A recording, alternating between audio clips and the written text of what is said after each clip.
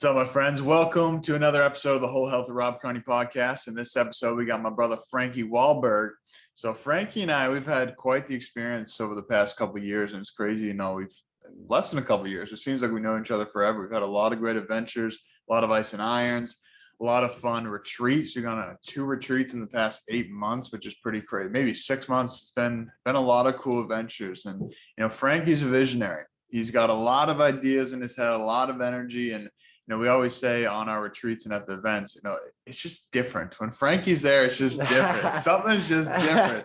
He brings that energy. So, Frankie is the founder of I Aim Clothing, which is high quality, high vibrational clothing, which is inspiring people to be better versions of themselves. And, we're constantly bombarded by advertisements everywhere that we go in the world, whether you're walking down the street, whether you're watching someone on YouTube, whether you're watching someone on television, there's advertisements. And most of them are negative.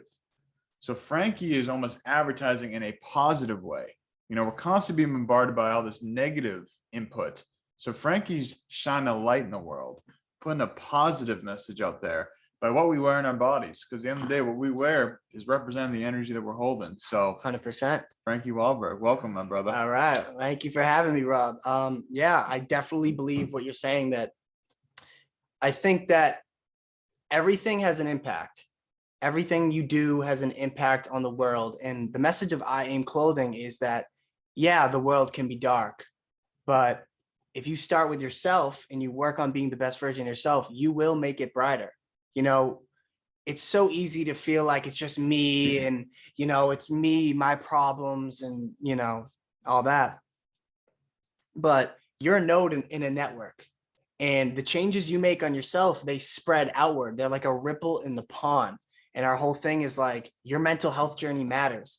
If you become brighter, the entire world becomes brighter. And there's no limit to, how awesome and epic and amazing your life could become. So my goal is to create clothing that lifts people up, that when you wear it, you want to be the best version of yourself. You want to be positive. You want to be amazing. And yeah, a lot of ad agencies, they do in products, they try to like use our product to, be safe, like ADT. They're always telling you about home invasions are happening all the time. You gotta get locks on your doors. It's like, okay, talk about they may happen. Yeah, they may happen. Yeah. And they're good. They're scaring you to get a product, but it's not my intention. My intention is to say, hey, you're awesome. And you might be down right now, but you can transform. You will transform. And wear the clothing you wear when you're doing that. We want to be that for the people who are undergoing those transformations. 100%. Yeah. It's funny because sometimes I'll look in my closet and it's just like nothing's really calling out to me. Mm-hmm. And sometimes, I still have a lot of clothes from when I was in high school, which is, fucking 10 years ago. So I get some new ones, man. It's funny because it's like some of those shirts, it's like there's like that attachment to it. But it's like, it's not the energy I want to bring forward anymore. It's just, it's kind of what's known, what's comfortable. But then when I get a new piece of clothing or a new hat or a new whatever, it's like, it's a fresh new energy. And especially when there's a positive message on it. So, I kind of want to just, backtrack a little bit. How did I Aim come into existence? Like, what's the story behind I Aim? All right. The story behind I Aim. Well, it's difficult because I Aim is really an expression of myself. So there's no really a start. This started here and it ended here. But I will say that if we want to go to the deepest origins, it really starts with, my father. He struggled with drug addiction and alcoholism. He struggled with heroin, and so when I was real little, he had sobered up through AA. And that's, if anyone knows anything about AA, it's literally the most amazing program of all time. So yeah, but he ended up relapsing, when I was like maybe 13, 14, I'm not really sure. And all of a sudden we were very close, and all of a sudden he was gone, like really, like barely in and out of the house, becoming very angry. He just was not the same person. I was struggling a lot on the low down. I truly, in high school, I was, most kids are very insecure. I overcompensated. I acted like I had it all together. I was so cool, but I was always really trying to fit in a lot of ways. I was trying to fit in. So he ended up passing away 2 days after my 17th birthday. He had a stroke all of a sudden, obviously from the destruction he was putting on his body in multitude of ways with alcohols and drugs. And then obviously he wasn't exercising. He wasn't doing anything positive. So he ended up, having a stroke, passing away 2 days after I turned 17. And that was like the call. That was where the kind of my own personal descent into hell kind of took place. I spent the next few years really wrestling with my own mortality, who I was, where I was going. And I went to a really dark place in my own life. And, after a few years of that, it got to the point where, I had to stop victimizing myself. I had to stop playing the victim. Death, every single person is going to die. It's kind of this realization, like every single human that has come before me has dealt with death. Every single person I know is going to die. I'm not the victim, because I was victimizing myself thinking, oh, my dad, he was addicted. So I had a realization, because my suffering, basically I was suffering so hard that my life it just felt, it felt terrible. And you wouldn't have known it on the surface, which is a very interesting point. You wouldn't have known it. It was buried. It was real buried, and I hit it extremely well. I'm an actor at heart. If you guys follow the page, which I hope if you're listening, you will, I do a lot of funny skits and stuff. And I love to act. I did it in college. It's fun. But it was kind of like I didn't want people to see me weak. Right. Because I thought vulnerability was weakness, but in reality, it's strength and it's courage. And only when we become vulnerable can we overcome. And that was a key realization, to say, you know what, to put my shield down that I was holding against the world and saying, yo, this is who I am. I said, I'm scarred, and I was blaming at the time, 19 years old, I was blaming everybody. I was projecting all my negative emotions onto the world, saying this fault. And one of our key messages in our brand is we say, are you blaming or are you aiming? It's kind of a fun little rhyme word, but it has a deep meaning. Essentially, it comes down to, you're either going to project your own pain onto other people, the world, your circumstances, whatever, and say it's that fault. When you do that, you're basically giving your power away to change. Right. Because if it's the world's fault, then you're out of luck, because you can't change other people. You can't change global systems. The victim role. It is. It really is. And the extent of your blame is the extent of your powerlessness. So we're saying, or are you aiming? Are you taking your power back? Our symbol is an eye with a target as a pupil, because the power is within, because the focus has to be on yourself. And so it was these realizations while I was kind of in my own personal hell, that I had created for myself through my beliefs of I'm a victim of, it's other people's fault. And I had this realization that something had to change, and it started with me. And it was just basically, it's kind of like where you are broken is where the light enters you. Right. And then the light started to enter me. And over the last few years, over continually humbling myself to reorient my beliefs and adopt new ways of thinking, new ways of moving through the world, and just moving through a lot of this pain through meditation, journaling, whatever it may be. During that process is where I aim kind of came out of, saying, like, having the courage to say, I can get out of this, and I can live a happy, awesome, epic life and be that person who I wish to become. I can move up the emotional scale from fear into, into higher states of love, strength, courage. And it came, it came along in that process. Yeah. Beautiful, brother. Yeah. Well, it's really amazing how, like you said, we have absolute control over everything in our lives in terms of how we perceive it. We can't, like you said, we can't control the people, but we do have the choice of how we respond to other people and how we, like you said, project or blame other people. So when we take responsibility, that's the power, like you're saying. Because if we're projecting outwards, we're powerless. There's nothing we can do about other people. But if we harness that and say, look, I've been through some shit. some bad things have happened in my life. Am I going to blame other people, or am I going to say, hey, that happened? Now I'm going to learn from that and move forward. And it's all the little things you're mentioning. It's journaling, it's meditating, it's forgiving, it's responsibility, it's movement, it's nutrition, hydration, all these different pieces that work together in this tapestry of life that we're creating. And someone could look at clothing and say, oh, I don't like material things. I don't need material things.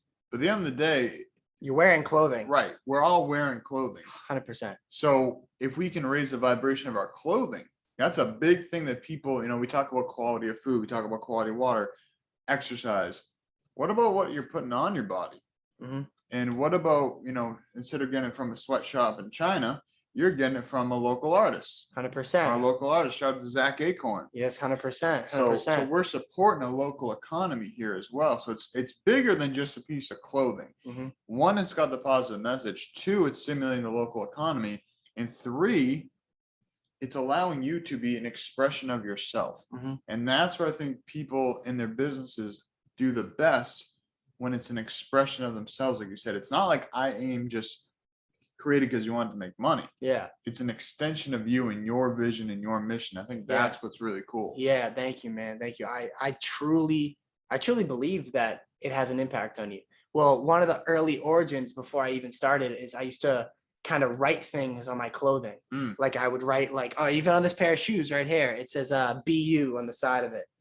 Simple little messages. I had another pair of shoes that says lift yourself, stuff like that, right on my hats, little things. I believe that has an impact on you. They're basically affirmations. Right. That's what I aim really is. It's like you're wearing an affirmation. We have one of our slogans is one mirror at a time. Basically, if we're going to make the world brighter, it happens one mirror at a time. So all the things you were saying, all these different parts of your life putting together to become the greatest version of yourself. When you're doing that, the world is coming with you. Right. Really, it's like the ripples you were saying. It ripples through. When you lift yourself, the entire world comes. So how are we going to create a brighter future? Well, I know for certain it's going to happen one mirror at a time. Because if it's not, then we're blaming. Then it goes, oh, you got to get better. You got to do something else.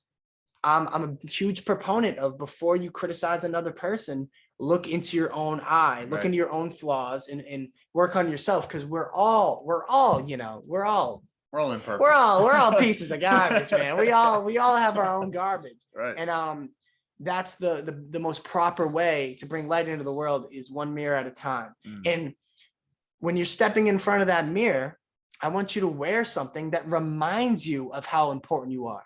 Now, this was not mentioned, but I AIM is spelled I-AIM.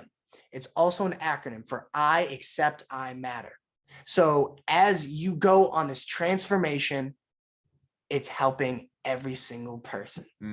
Yeah. So I really believe when you step in front of that mirror, that's one of the first things you do in the morning, or right before you go out.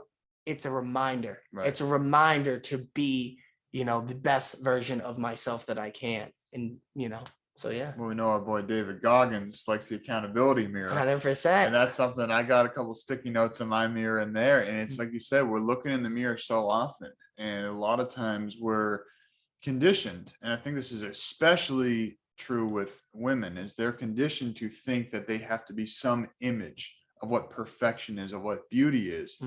And oftentimes it's unrealistic, or it's not even real. It's people with Instagram filters and all this, people posing in front of cars that they don't even own. But if we look in the mirror, that's what's real. That's what we really see. So how can we improve that? Wearing high quality clothes, taking care of our body, putting positive messages on our mirror, putting positive messages on our clothes. And at the end of the day, when we accept that we have the power to do what we want, that's when life starts to get interesting. That's when things start to change. And doing things like going out of our comfort zone. Like when we were on those retreats this past summer, there's a lot of moments. I remember you stepping away and you're going to journal, like, man, I'm just processing a lot right now. And that's when I saw you doing that, that's growth. That's not you saying, hey, I'm going to bury this shit. That's you saying, hey, I'm going to go see what's up with this. I'm going to go dive into this. Yeah. So, I kind of want to get into a little bit about your daily practices, because you mentioned journaling. Mhm. as a big one. And I saw that firsthand. You're very diligent with your journaling practice. What have been some of the other practices you've utilized, and maybe more in depth of what you do when you're journaling to help you get from these dark places to be shining your light? Interesting. So yeah, journaling has been a massive, massive benefit for me. I read a book. It's called The Artist's Way. Of course, I am an artist, but anybody can read it because we're all artists. We are all the creators of our lives. And the book it was fantastic. It's written by this woman, Julia Cameron. She was a teacher at NYU. And one of the main points of the book, or not points, main Messages. main practices to implement through the book is to do these things called morning pages. So every day you wake up a little earlier if you have to make sure that you have about an hour to stream of consciousness right in the morning, journal. One thing I do, so every night before I go to bed, I write morning page 1, morning page 2, morning page 3 on my journal. I put it right on my desk with a pen. So right when I wake up in the morning, I can get to it. One thing I do is I ask myself questions on the top of the page. So I'll wake up and I'll answer them, because we get so cluttered. Our minds get so cluttered once we get into the day-to-day. It's like, this has to happen, this happens to happen. The mentation cranks up once you start getting into work mode, because we all have our various obligations. So It's like your mind is in this real pure space, and you haven't taken on who you think you are almost yet. Because when you wake up in the morning, right? If I shook you right in the morning, who are you? How are you? You'd be like, what? Like what? You just are. You just are when you wake up in the morning. You know what I mean? You don't have this entire identity that you've crafted for yourself yet.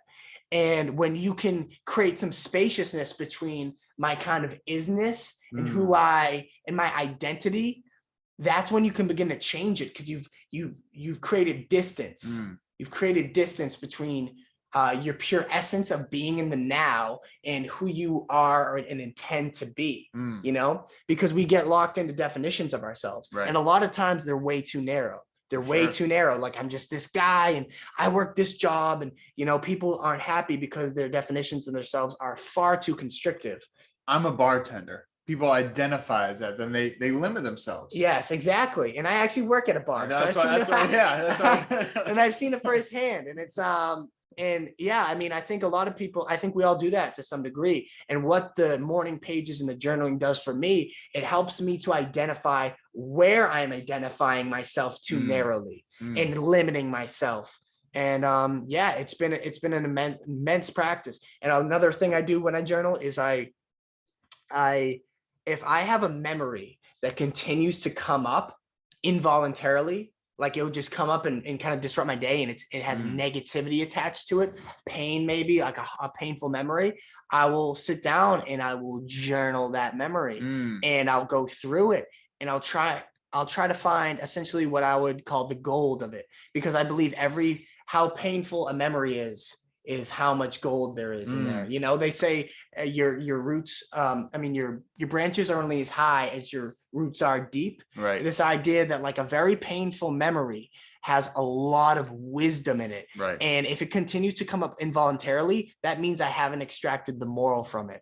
So I like that. Yeah, exactly. So I sit down and I'll journal out these memories, and I'll go in and I'll face it. And a lot of times it's tough, especially when you're dealing with, emotions that I personally struggle with, which are like shame, which is like, you don't even want to look at it. And it's something that makes you feel worthless that you did or experience of something traumatic.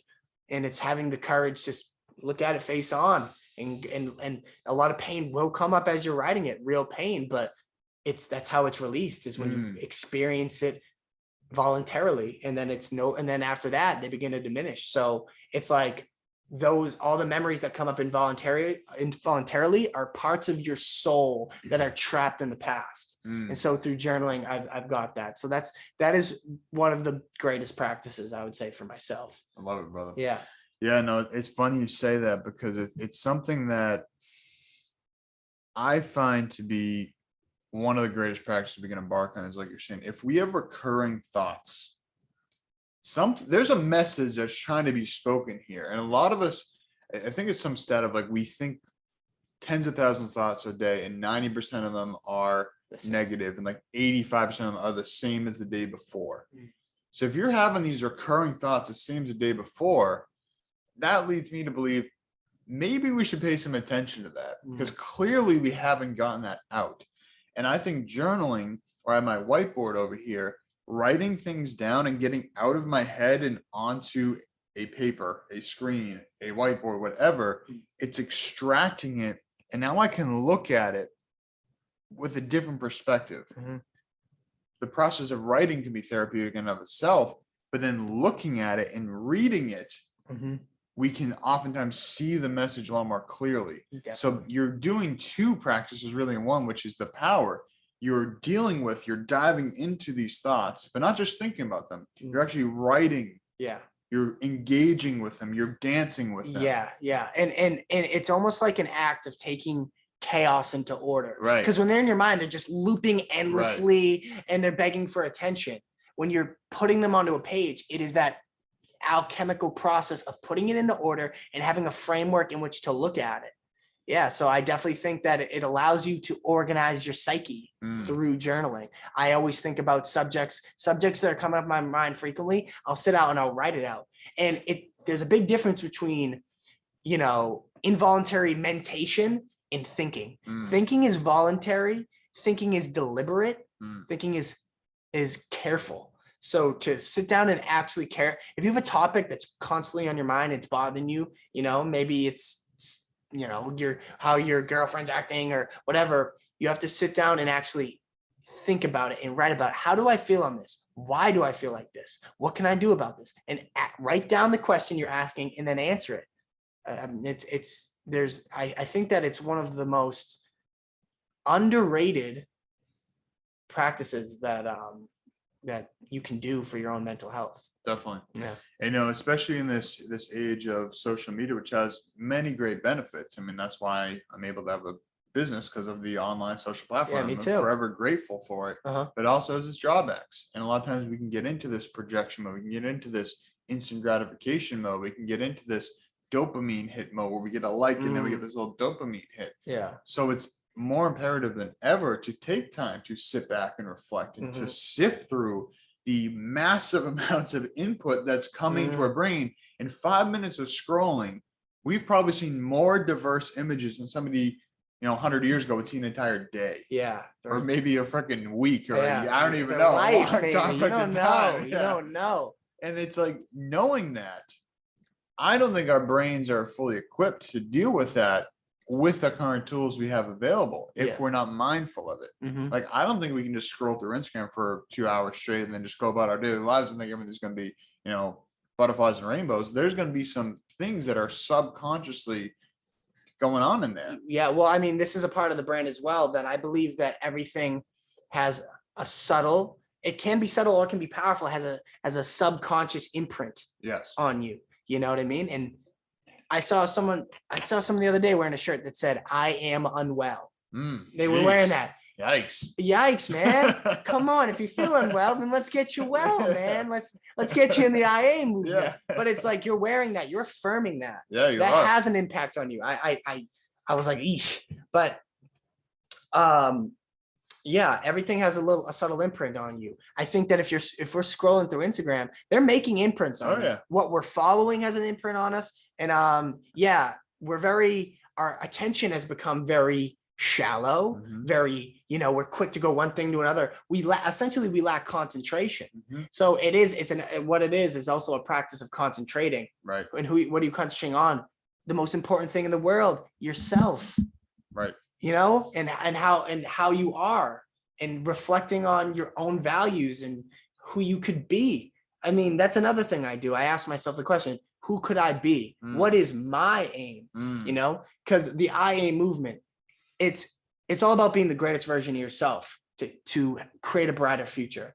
But that manifests differently in all of us because we're all unique. You know what I mean? So asking myself, okay, what is my personal aim? What is my personal vision for who I could become? And it's not about who I can become. It's not like, oh, I want this car and this house, not to degrade material things, because that's the luxury of the 21st century, right? We live very affluently, but it's more like, who could I be as a person? Right. I could be honest. I could be kind. I could be someone who wakes up every morning and smiles. Right. I could be someone who lifts people up, after they have a conversation with me. I could be someone who encourages others. I can be someone who looks at all my defects of character and puts forth effort to correct them.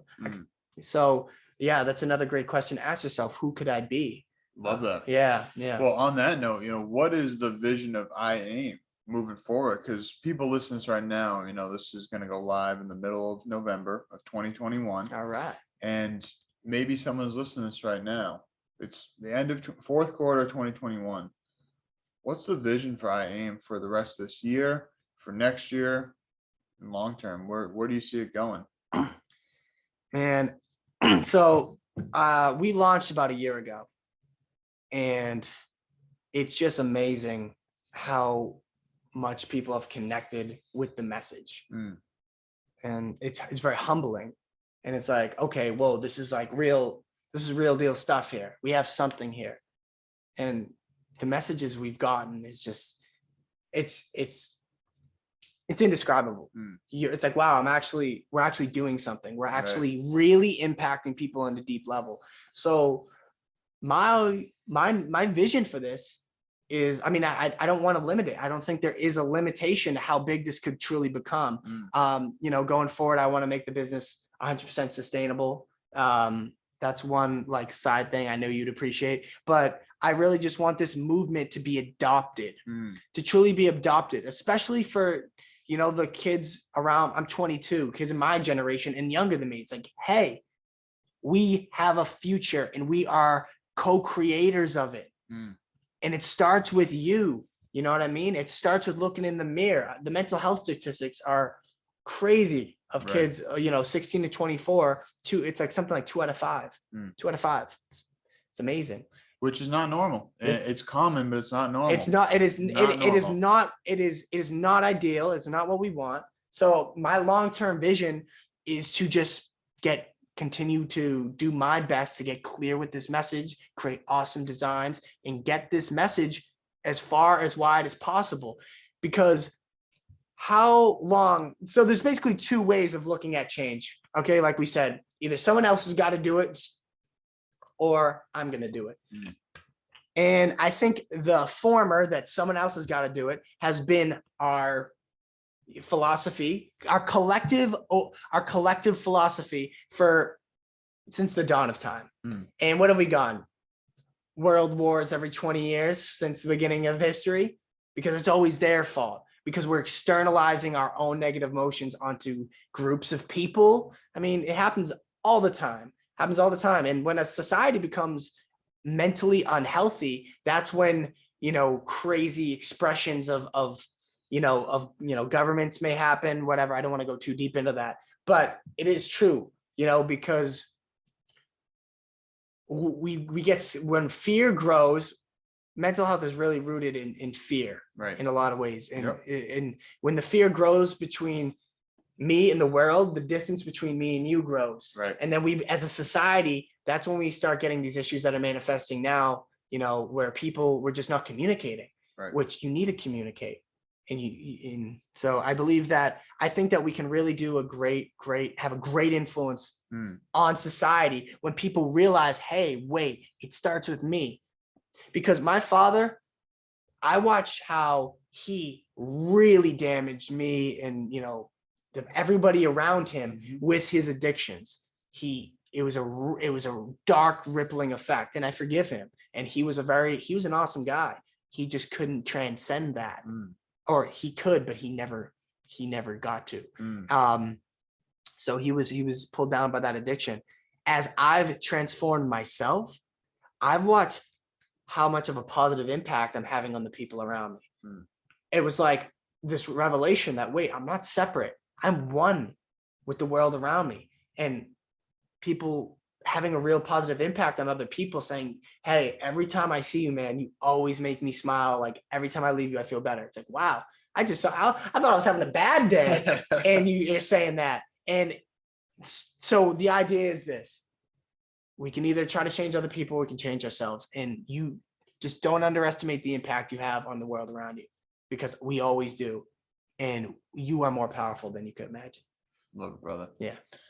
Well, to that point that you're saying is, as I said in the beginning, at an Ice and Iron event that Frankie's there, I just like fucking crack it up because I'll look at you, you'll be laughing or smiling. It makes me laugh. It's just like, it's contagious. And that's what I think, like you're saying, we so underestimate our own power.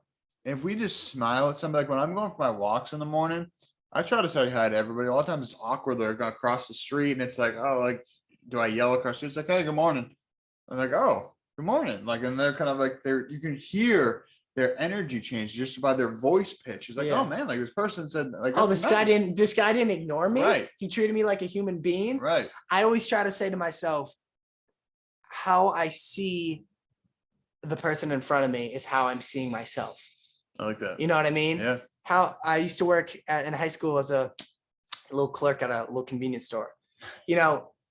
I would say about 80% of the customers would come in. I mean, that's just a random number I'm throwing out, but it something like that. A large majority. Pareto distribution is usually how I make my guesses, if anyone knows the 80-20 principle.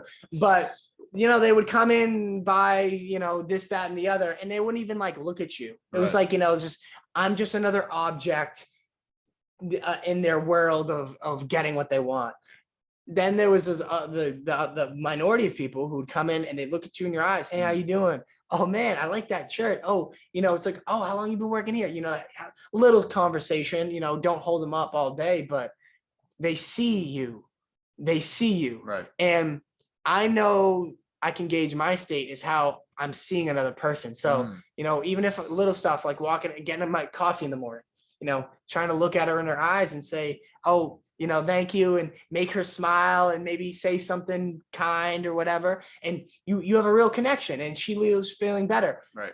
Or there's days where you just grab it and you go and you say to yourself, man, I don't even think I really acknowledged her beingness. Right.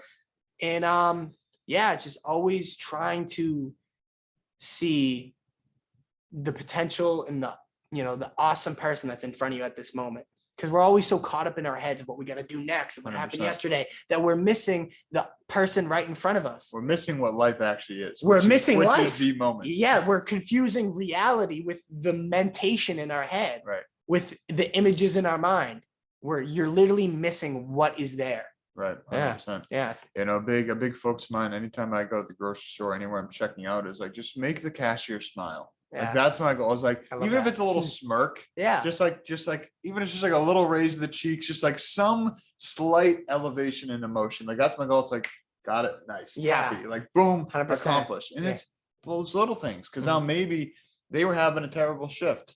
Yesterday I went to Best Buy because I'm looking to get a new computer. I was just like talking to the guy and like, he's like kind of going through like what he's recommended. And then I was like, a lot about computers. Like, how did you learn about this? And then he was really excited. Like, oh yeah, like I did this, and this. Like he just got really excited to share what he loves.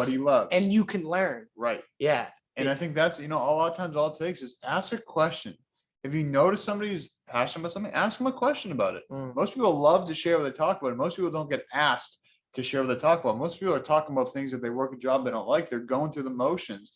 Then they get home, they're exhausted, they're tired, and it's this negative thought pattern. So if you can disrupt the negative thought pattern, even for a moment, even for one smile, one question, we have no idea the impact that's going to make. Yeah, we've produced changes in people's lives that we have no clue about. Right. That is a really powerful thing to ponder. You've made somebody laugh at some point. You have no clue. They could have been having the darkest day. They could have been on the edge of suicide.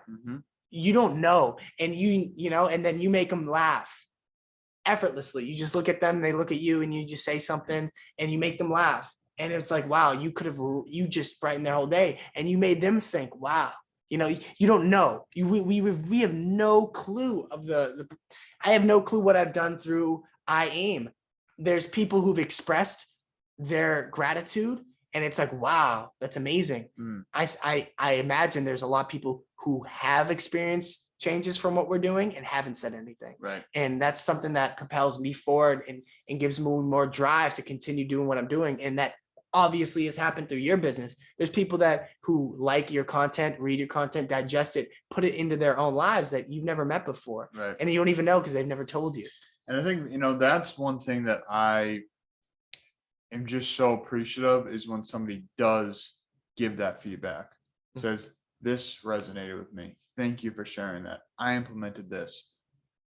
And I think that it's easy to overlook those type of things, but that conscious intention of putting out something, a business that is a mindful business, which I think both of us have a mindful business, Of course. putting out content mindfully, putting out a product mindfully, a service mindfully, and then watching change happen and then receiving that feedback, to me, as somebody who is doing best to give out valuable content, valuable resources, when I hear somebody say, thank you, this changed my life, I need to pause for a moment and just be like, wow,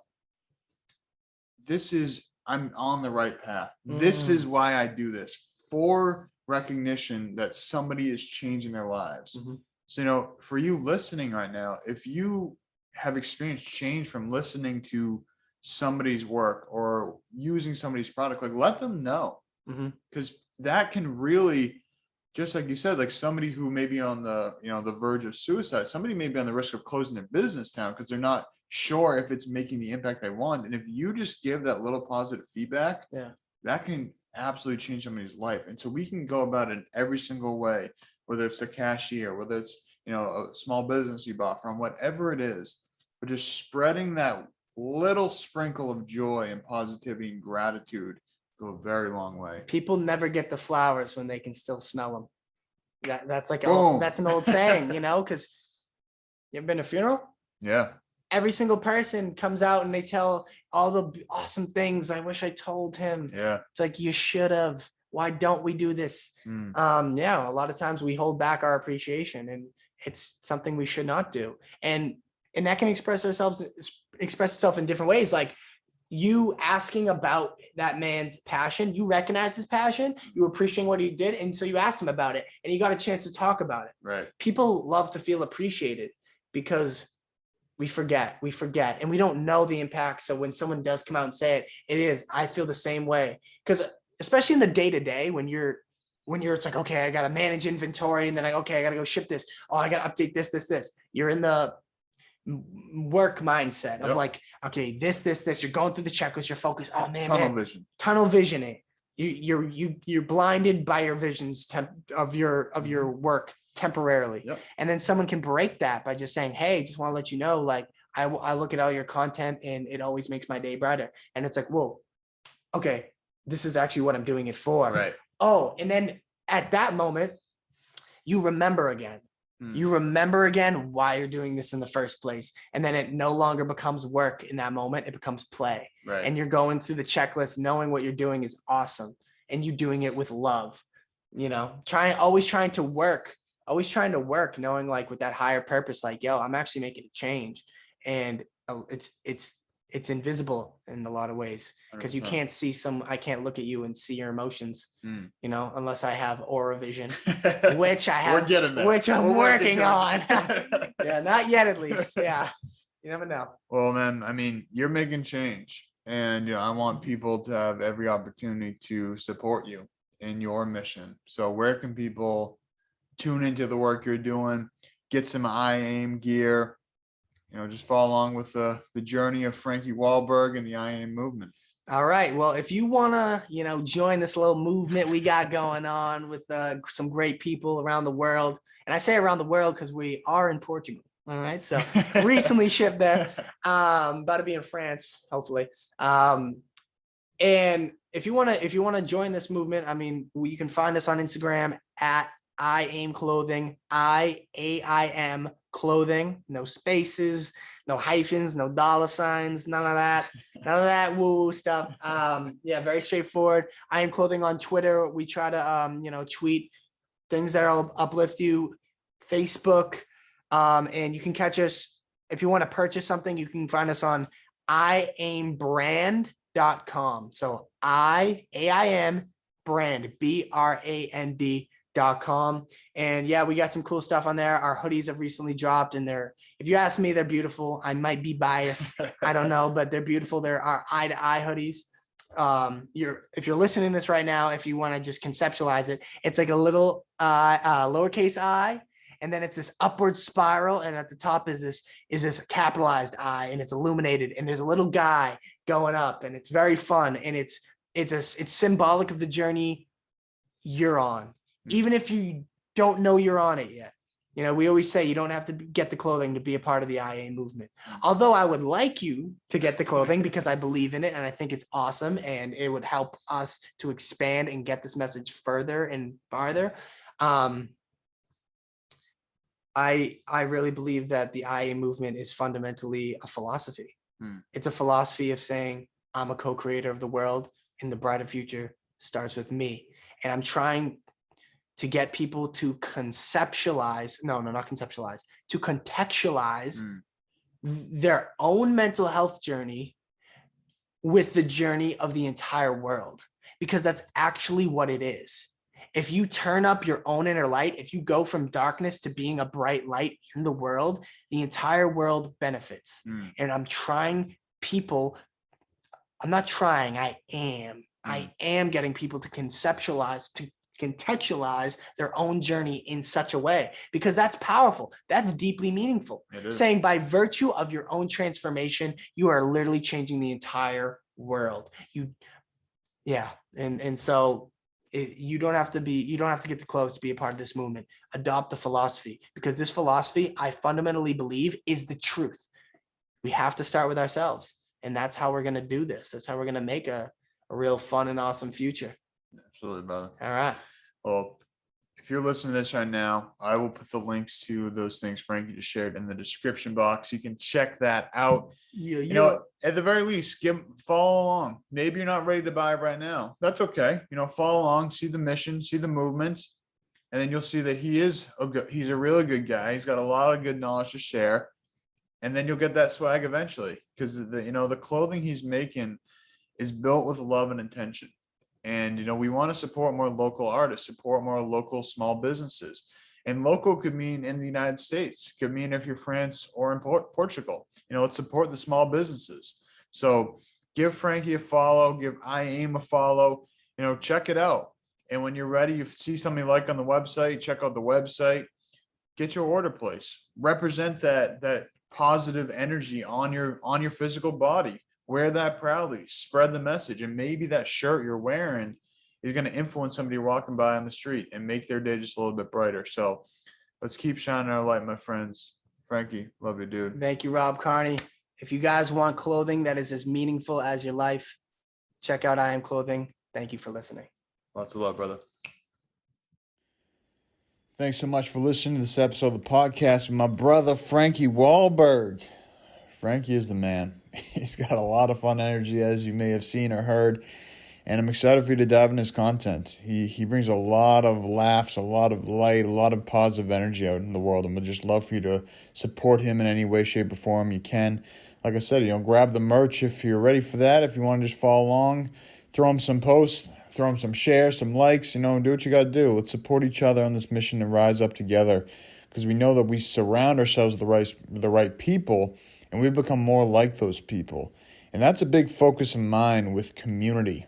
As if you follow me on social media, you've probably seen, I'm a big fan of building community. So if you are in anywhere in the world, the whole health community is now in full force. And you can try it for yourself for 2 weeks, because I can show you what we do better than I can tell you. We're working on a lot of holistic health stuff. We're journaling, we're sharing, we're going into breakout rooms. People are connecting. There's been so much incredible energy just from having it for, only over a month now. So I would love to just get in there, give it a try. Try it out for 2 weeks. If you don't like it, cool. But I'll tell you one thing, just about everybody that's joined it has continued moving on there. So would love for you to join in this community, the Whole Health community. Try it for 2 weeks for free. Shoot me a message on Instagram at Whole Health Connections, and I'll get you plugged in there. If you found this podcast to be interesting, to be helpful, to be inspiring, share with somebody. That's how we get the message out there, is by sharing, by connecting, by collaborating. So I appreciate you taking the time to listen to this podcast. I appreciate your support as always. To learn more, go to wholehealthconnects.com. Check out all the latest stuff that I'm up to. I'm putting some new blog posts out there. And YouTube is really popping off right now. So Whole Health Connections on YouTube is my main platform right now that I'm really looking to grow. So check it out. A lot of fun stuff going on there. Get you 2 free weeks in the whole health community and much more beyond that. So lots of love to you listening. Have the best day ever. I'll talk to you soon.